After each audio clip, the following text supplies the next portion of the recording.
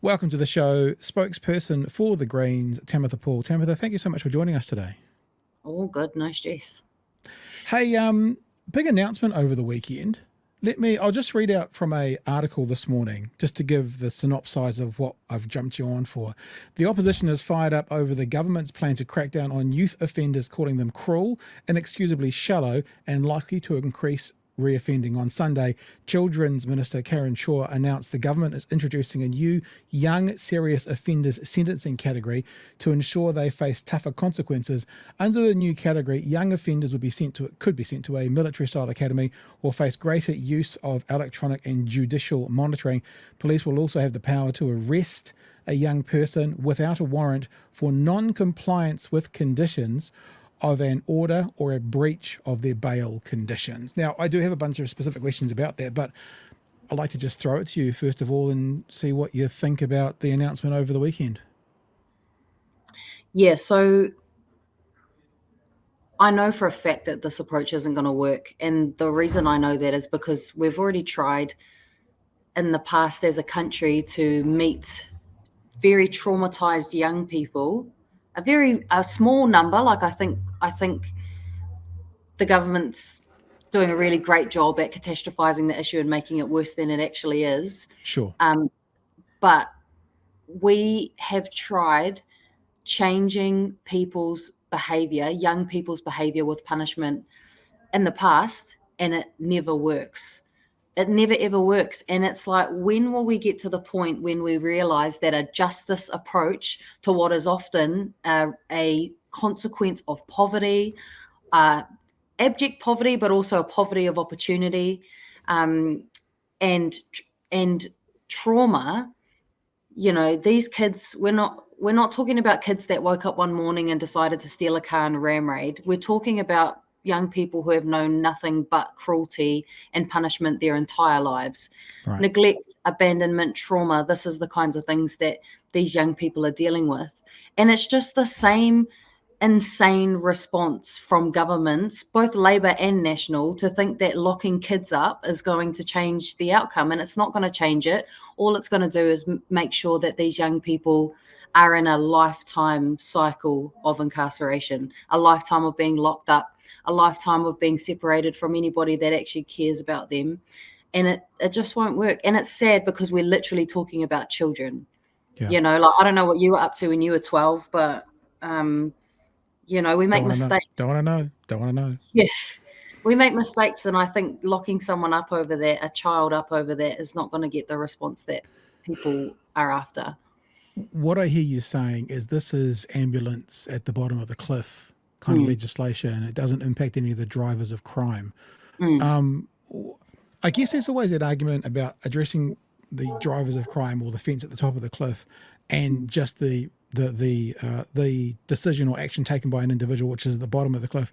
Do you think there needs to be something where we both address both at the same time? Because obviously if there is an action, speaking in the justice realm, not necessarily about these kids that warrant some kind of punishment, that needs to happen today. But we need to also drive for a greater future of building that fence at the top of the cliff. You can't just go all to the fence at the moment because there's consequences, and you can't just go all bottom of the ambulance at the bottom because that doesn't address the drivers. How do we find that balance?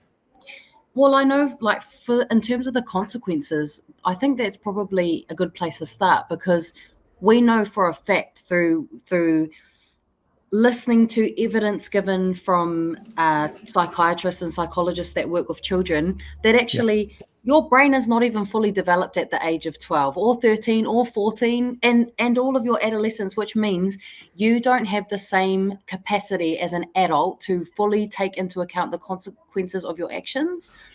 And there's a whole range of different ways that the brain is not fully developed at that age. Taking into account consequences, being able to regulate your emotions and not be kind of hyped up into doing something, you know, in the moment, the ability to resist peer pressure from your peers, all of these things that these children's brain has not learnt to do yet. And so, so coming at young people with all of these consequences when we know that their brain is not yet at a stage that they can fully take into account what those look like, it's a violation of the rights of children. but it's just a morally bankrupt way to approach an issue.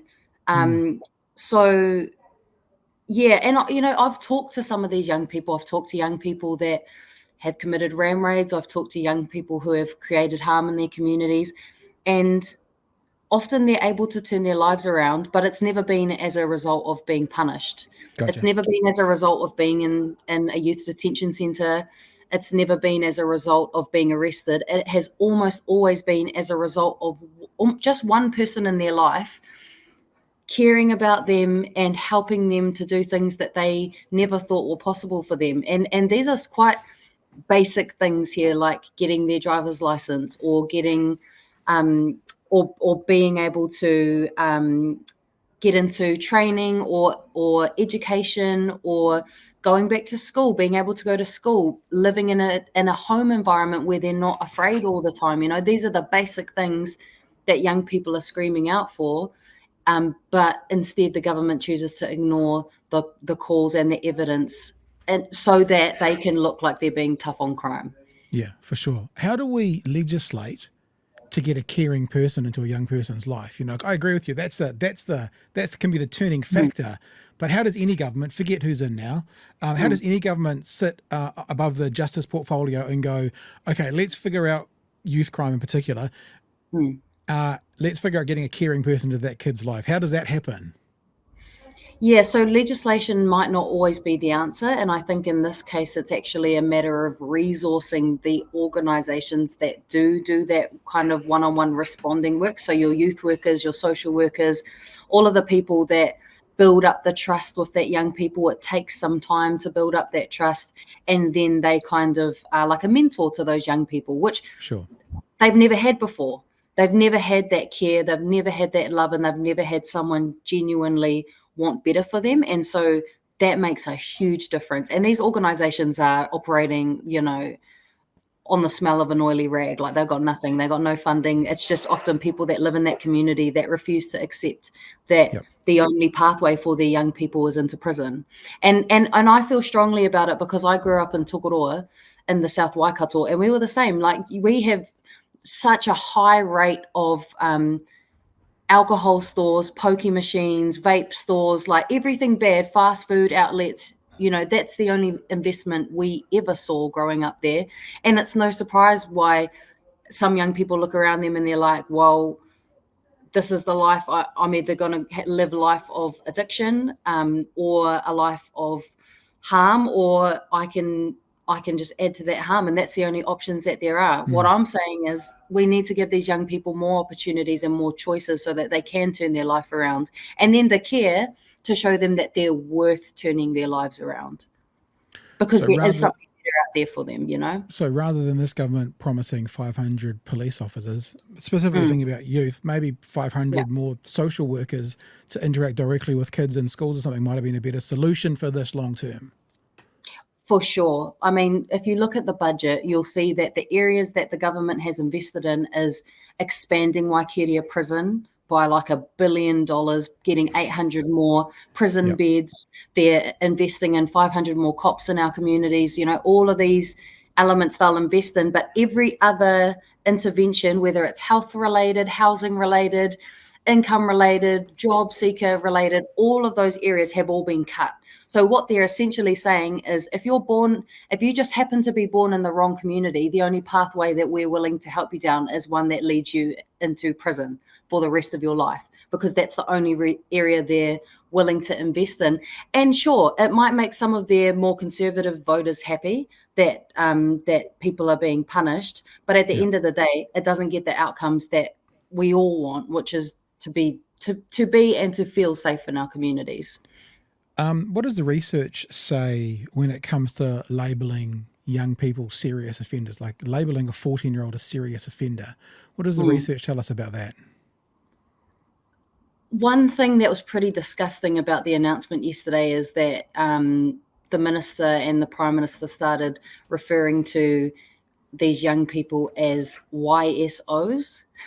And it's almost like administratively they're making it easier to, again, lock people up much younger.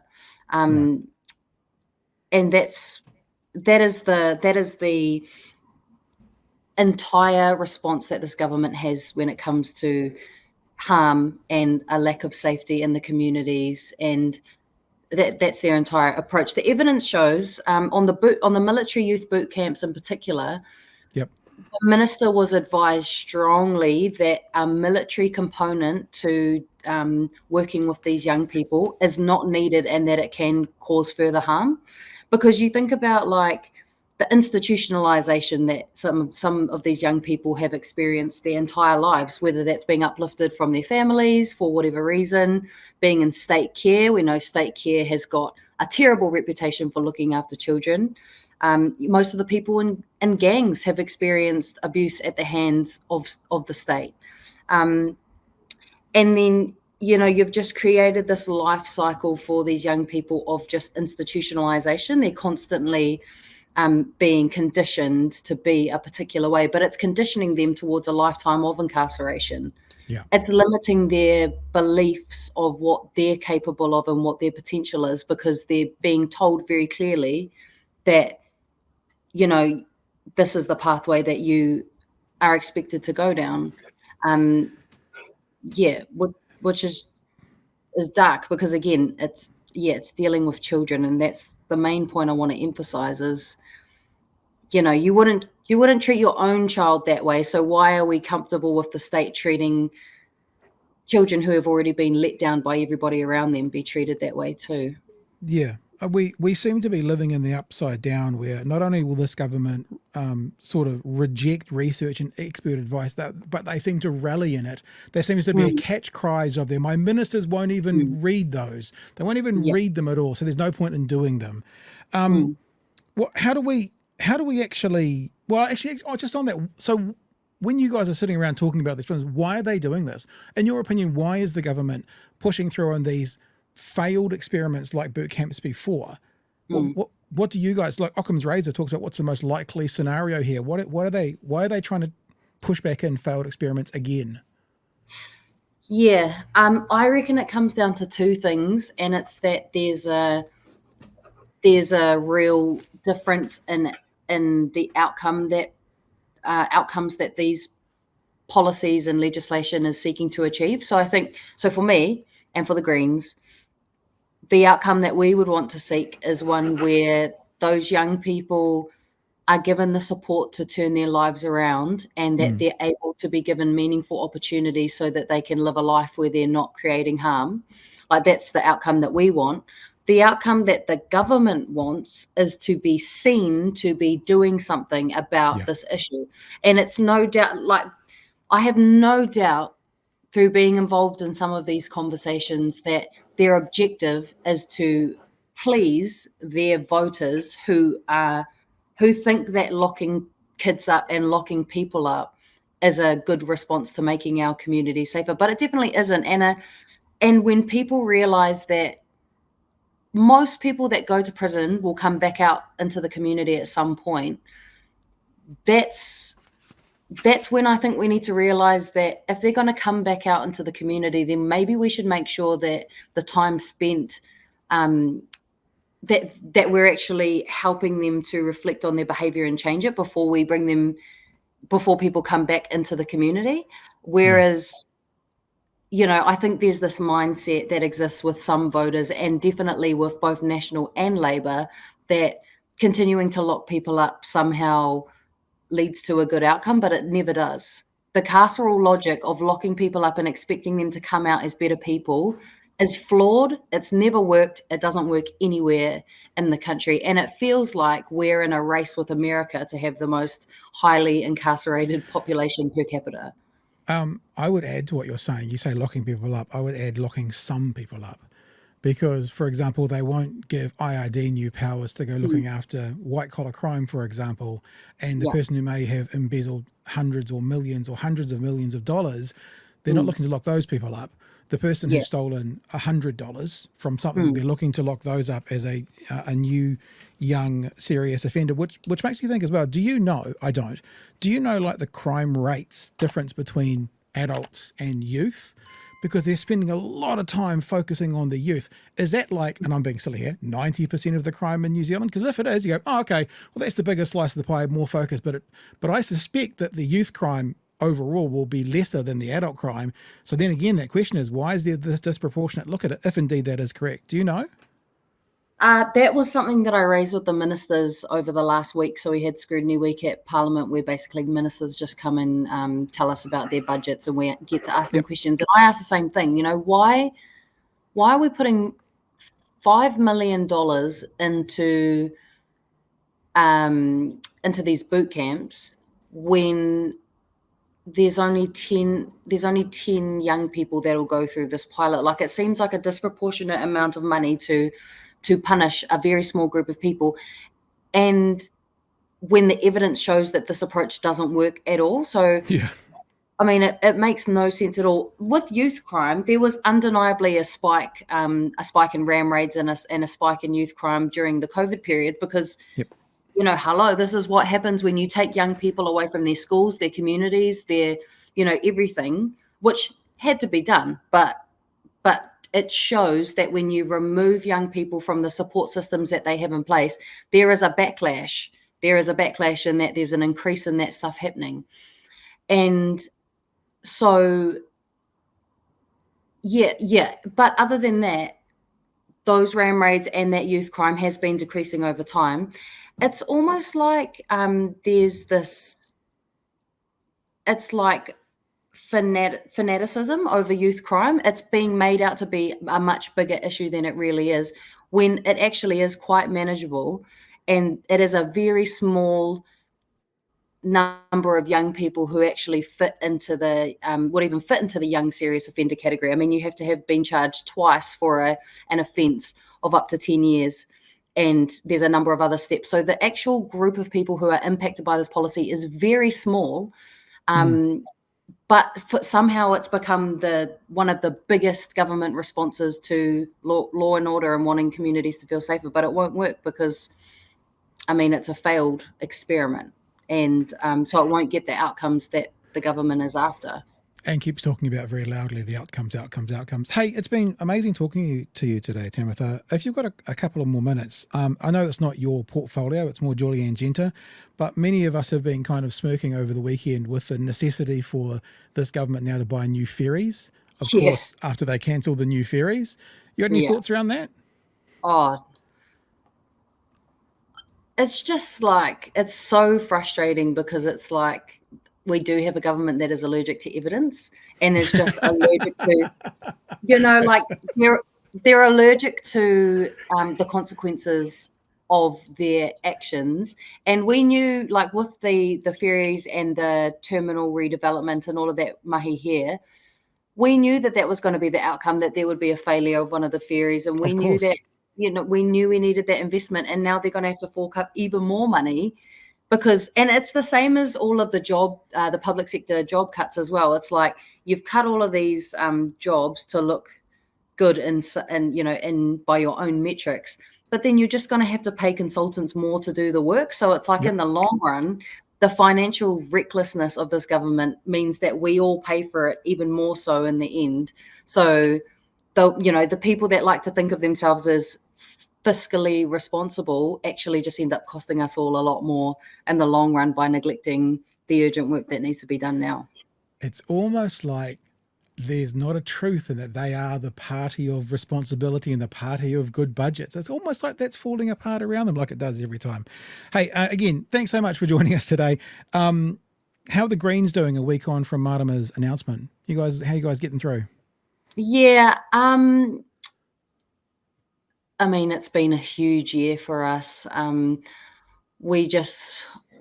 For us, it's like, we just need to all step up in our respective areas even more than we have, and just go hard, so that Marama has the space and the space to fully recover and heal, and then come back and we can all go hard again. But yeah, it's been rough, and it does feel like it's been pretty unfair, the amount of things that have happened to us this year. But we keep going. And Yeah. We'll pass on our love. We sent her a message last week, not expecting to hear back from her because we're all thinking of her and hoping the best. So, but thank you for joining us today. Love to have you on finally. Love to have you back again. It's been a blast and we really appreciate your time. Thanks, Pat. Happy to come back on anytime.